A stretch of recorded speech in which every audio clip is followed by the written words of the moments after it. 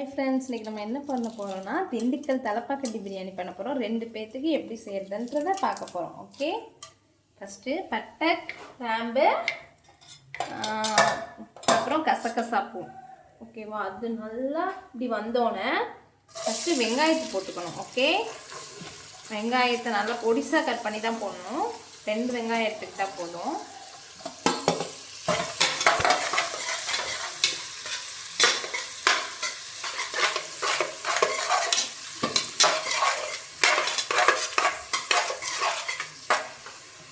வெங்காயத்தை போட்டுட்டு நம்ம அடுப்பு எப்பவுமே ஹை ஃப்ளேமில் வச்சுக்கணும். அப்போ தான் சீக்கிரமாக என்ன பண்ணணும், வெங்காயம் வதங்கும்.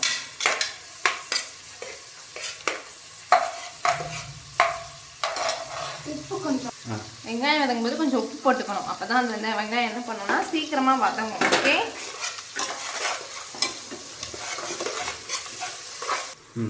அதான் வெங்காயம் பொன்னிறமாகிற வரைக்கும் வதக்கணும். இப்போது நல்லா வதங்கிடுச்சு. ஓகே, அடுத்து நம்ம இப்போ என்ன பண்ண போகிறோம்னா தக்காளி எடுத்து வைக்க போகிறோம். தக்காளியும் 2 தக்காளி கட் பண்ணிக்கிட்டால் போதும்.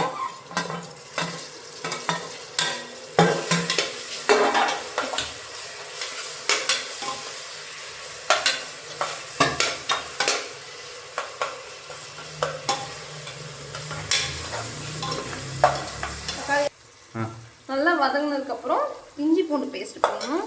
ஹோம்மேடாக அரைச்சி போட்டுக்கோங்க, கடையில் வாங்கி போடாதீங்க. பச்சை வாசனை போகிற வரைக்கும் நல்லா வதக்கி விட்டுட்டு, அப்போ தான் பச்சை வாசனை போகணும். ஓகே, நல்லா வதக்கிட்டு இதோட கொஞ்சம் தயிர் ஆட் பண்ணிக்கலாம். ஓகேவா?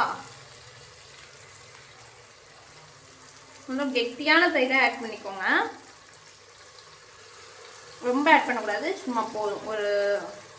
ஒரு பவுலில் ஒரு 2 ஸ்பூன் இருந்தால் நல்லா வதக்கி விட்டுட்டு, நல்லா தயிரை நல்லா வதக்கி விடணும். அப்போ தான் நல்லா இருக்கும்.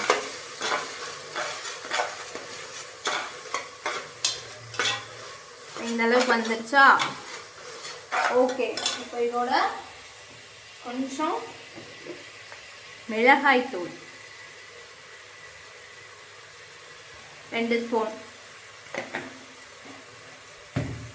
அடுத்தது பிரியாணி மசாலா 2 ஸ்பூன். உங்களுக்கு காரத்துக்கு தகுந்த மாதிரி நீங்கள் போட்டுக்கலாம். அடுத்தது கரம் மசாலா,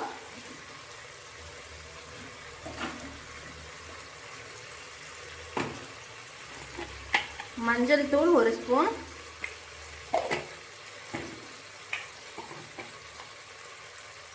மிளகுத்தூள் 1 ஸ்பூன். இதெல்லாம் நல்லா வதக்கி விட்டுக்கணும்.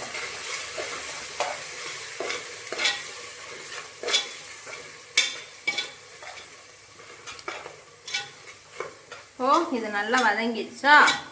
அடுத்து இப்போ நம்ம சிக்கன் எடுத்து போட்டுக்கலாம்.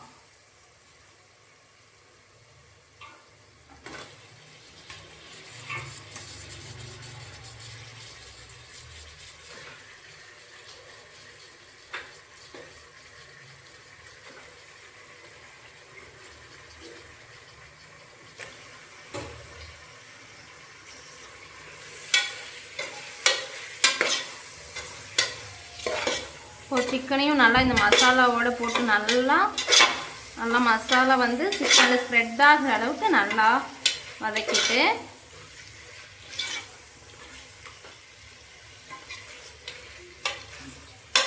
5 நிமிஷம் அப்படியே விட்டுறணும். இப்போது நல்லா தண்ணி பிரிஞ்சிருந்ததுக்கப்புறம் உப்பு ஆட் பண்ணிக்கலாம் தேவையான அளவு. ஆட் பண்ணிட்டு எல்லா சைடும் ஸ்ப்ரெட் ஆகிற மாதிரி ஒரு கிண்டிட்டு, இப்போ நம்ம என்ன பண்ண போகிறோம்னா அரிசி போட போகிறோம். நான் 4 டம்ளர் எடுத்திருக்கேன். அரிசியை ஊற வச்சதுக்கப்புறம் தான் அரிசியை போடணும். ஓகே, நான் பாஸ்மதி ரைஸ் எடுத்திருக்கேன். நீங்கள் வீட்டில் இருக்க அரிசியை கூட போட்டுக்கலாம், அதனால ஒன்றும் இல்லை. அரிசியை போட்டாச்சு. அரிசியை போட்டுட்டு அரிசியை நல்லா கறியோடு சேர்ந்து ஒரு ஸ்ப்ரெட் பண்ணி விட்டுறணும். ஓகே, அப்போ தான் அரிசியில் நல்லா மசாலாஸ்லாம் என்ன பண்ணும், ஆட் ஆகும். இப்போ நான் 4 டம்ளர், அதாவது சின்ன டம்ளரில் எடுத்திருக்கேன். இப்போது நான் 8 டம்ளர்னால் 1 டம்ளர் எக்ஸ்ட்ரா 9 டம்ளர் நான் தண்ணி ஊற்றிக்குவேன். இது 2 பேர்த்துக்கு செய்கிற அளவு. இதே மாதிரியே நீங்கள் எத்தனை பேர்த்துக்கு பண்ணிக்கலாம். நான் இந்த டம்ளரில் ரைஸ் எடுத்தனால இந்த டம்ளரில் 8 டம்ளர் தண்ணி ஊற்றிக்கிறேன். ஓகே, அவ்வளோதான். இப்போ தண்ணி ஊற்றியாச்சு. இப்போ தண்ணி நல்லா கொதிச்சிருச்சு. ஓகே, இப்போ நம்ம வந்து குக்கர் போட்டு மூடி வச்சு மூடிடலாம். இப்போ இதில் கொஞ்சம் லைட்டாக நெய் ஆட் பண்ணிட்டோம். ஆட் பண்ணோன்னே இது எல்லாத்தையும் நல்லா கிளறி விட்டுட்டு, ஓகே, இப்போ பிரியாணி எப்படி உதிரி உதிரியாக வந்துருக்கு, இந்த மாதிரி தான் வரணும். இது நல்லா கிளறி விட்டதுக்கப்புறம் கொத்தமல்லி தழை லைட்டாக அப்படி நல்லா தூவி விட்டுட்டு, அவ்வளோதான். இது நல்லா இது பண்ணிட்டு இதை ஒரு பவுலில் எடுத்து வச்சிடலாம். அவ்வளோதான், திண்டுக்கல் பிரியாணி முடிஞ்சு. லைக் பண்ணிடுங்க, சப்ஸ்கிரைப் பண்ணிடுங்க, மறக்காம பெல் ஐகானை கட் பண்ணிடுங்க.